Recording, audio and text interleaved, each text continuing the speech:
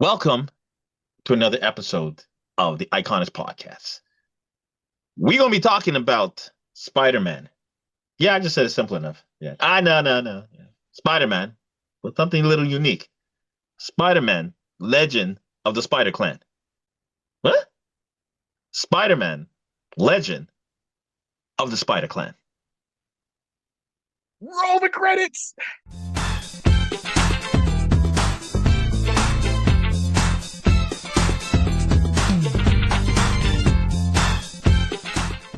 Hey everyone, thank you for tuning in to the iConis podcast. Once again, on your side here is I'm Harry 3D, and I'm sitting here with Rod C. Indeed. And we are on our series today. We read and we're going to talk about Spider-Man Legend of the Spider Clan. Now, these are a series that we started about what we read.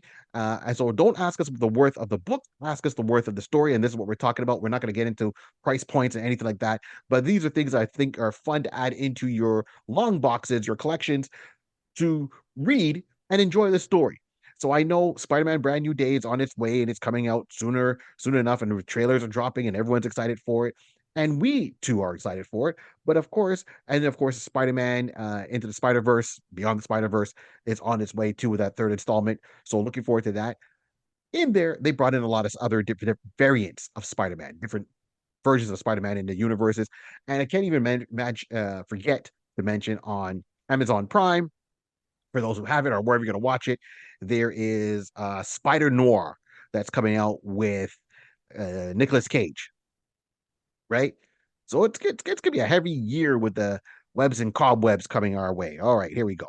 So we wanted to touch on one that's a little bit lesser known. So I'm not sure if any of you read or before or heard about it. It used to be a thing called the Manga Verse.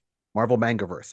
So the Marvel Manga Verse, this was a project that was started a little bit experimental. So keep in mind, this happened back in the early 2000s, and it kind of came to fruition because Marvel just came out of bankruptcy. So Marvel was about to be bankrupt. They're about to close their doors, Chapter 11, the whole thing. And then Wesley Snipes did Blade.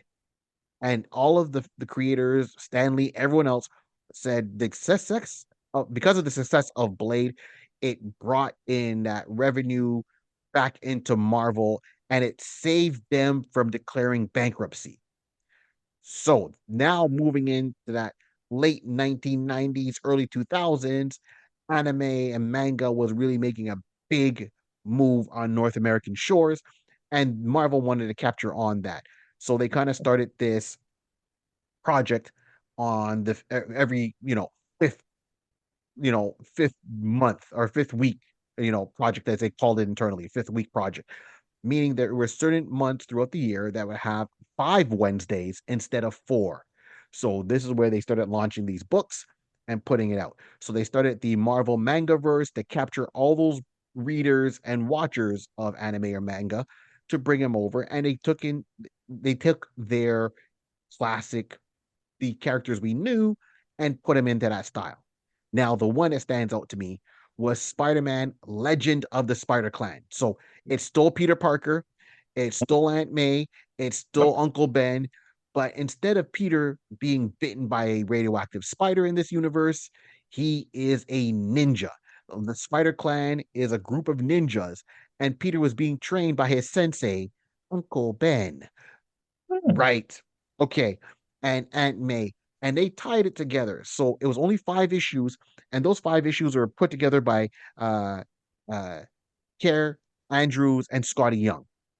That team was dynamic, and Scotty Young was really getting into that big eye phase. So the art style was cool. And their take was, we're gonna make the characters younger. So at the point, they put him back in the beginning of high school. They drew Peter very small, but of course, with Scotty Young's drawings, he drew it really like a manga, right? So the Yeah. proportions were a little bit exaggerated with the hands, the feet, the big eyes, and how they do it, but it got you right into the story. The action is really well done. So you see the classic group in there, and of course, as usual, Uncle Ben always passes away in every Spider-Man storyline, but this time he wasn't taken out by a random burglar. It was a rival ninja clan that took him down, the Shadow Clan. And if you look at the Shadow Clan, they all dress in like black costumes from the waist up that are very similar to Venom. And then they have their main warrior. Okay. So this is how the whole thing kind of comes down to. Spider-Man and the Spider, in the universe, the Legend Clan, Legend of the Spider Clan.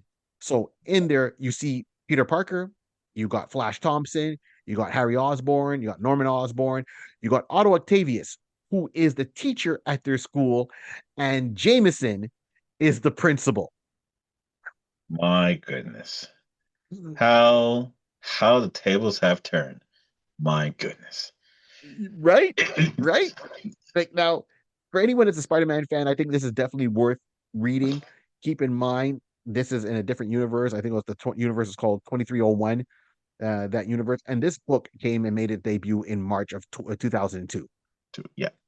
Right? Okay, cool. So that was how this thing starts off. Uh, and it's a lot more mysticism. So instead of spider sense, he still has it, but it's more like he gets into a meditative state and he uses his senses at a heightened ability. So Peter Mhm. is wants to go out for revenge for the people that kind of got rid of Uncle Ben. They want to he wants to carry on, but his Aunt May doesn't want him to carry on, because she's lost her uncle, she's lost Peter's parents. She doesn't want Right. to lose Peter either. And Peter's kind of, yeah, may I promise. But then, of course, Peter makes a costume. Now, of course, you can probably see versions of a costume depending on the video games you play. You can find a skin for this to put on. So it's like a short sleeve, tight shirt with Spider-Man. He's got his hands are all wrapped up, and he's got those climbing spike blades underneath, and that's how he gets around at it, and it deals with a lot of magic. So we get some interesting takes on characters. So takes in this 5-issue miniseries is Daredevil shows up Hmm. as a demon hunter, Devil, Devil a Hunter. devil hunter. Thank you, thank you. Uh, Felicia Hardy's in there, Yep. and she shows up, human at first, and then you realize she's kind of possessed, and then she kind of transitions into a cybernetic, So, bionic black cat. hmm. Uh, Fun read.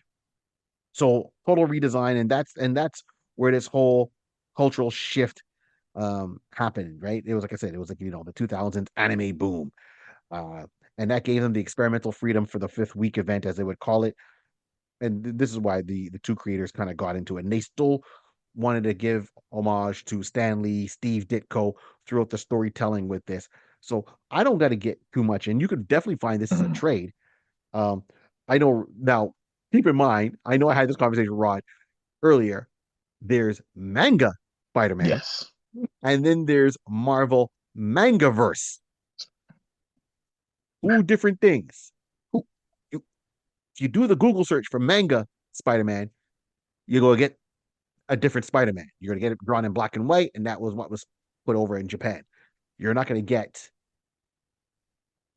you know, Hmm. the one we're talking about in that universe. And I think that's what's interesting. So in their key elements, of course, who you hear mentioned, as I said, if there's Daredevil, they mention Elektra. You see Peter's parents. Hmm. You get a version of Venom Yep. with the Shadow Clan, right? So Daredevil, Elektra, Shadow Clan, Peter's parents, Black Cat, Kingpin, Green Goblin Yep. in there.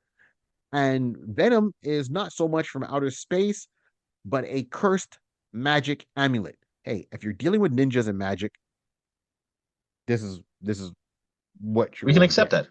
We can Yep. accept that. Yeah. You totally can accept that. If you're into Shaolin movies, Yeah. kung fu movies, Crouching Tiger, Hidden Dragon, you could totally accept that, right? Ninja Assassin. Come on now, man.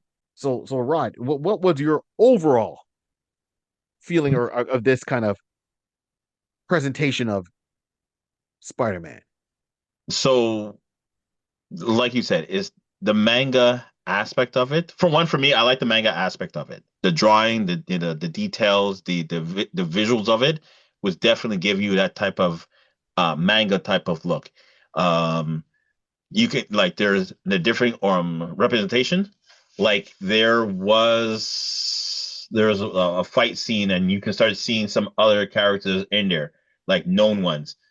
You'll see uh, the Rhino, and the Rhino. If you think about it, what is the Rhino? As we know, as a Rhino, he's in, his skin is impervious, whatever the case would be. If you remember from uh, the Amazing Spider-Man, when it was the Rhino in the armor suit kind of scenario. So basically, they had this in the manga verse of it. Rhino is wearing a suit, basically looking like a mini version of the Juggernaut type of setup. Yes. There was Electro. Yep. He had a mask, whatever the case be, and the mask really looked like the old school version of Electro with the yellow faceplate kind of thing. But it was, again, this is manga, so it's, instead of being like, oh, it's like so. It's over exaggerated, and it just looks like crazy. Looks good. Barry talked about Venom. Venom would just look like a big hulking guy, a big hulking guy, and just like it was fun. So these are the nice little touches and the nuances that you kind of showing the both worlds, a little touch of both worlds, and what we expect and what we known with Spider-Man and Spider-Man lore into a mangaverse kind of environment.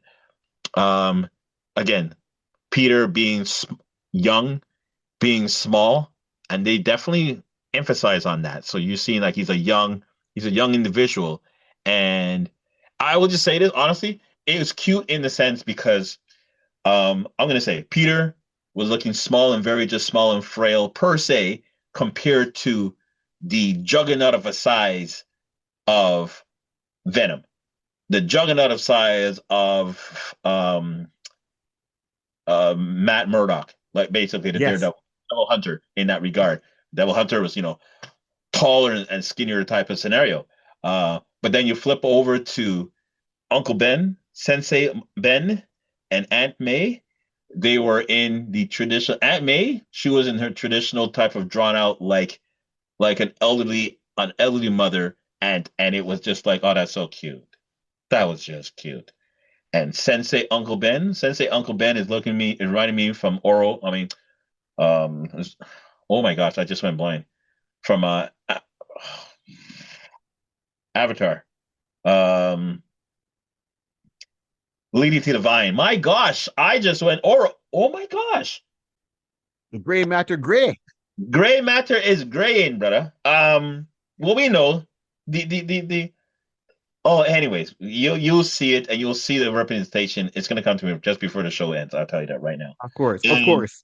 but yeah, no, but the whole book is a 5-part series, and again, like Barry said, to start off with the manga verse, Marvel manga verse, and during that time they had individual for other characters as well, and then they went into this 5 episode um release. So yeah, I would definitely say you will enjoy it. I enjoyed it. It was a nice easy read, but definitely explore different aspects of the lore of the ninja clan type of mindset, and what you would expect in 2002, like Barry said, just coming out of, they're just trying to get their feet wet back into everything.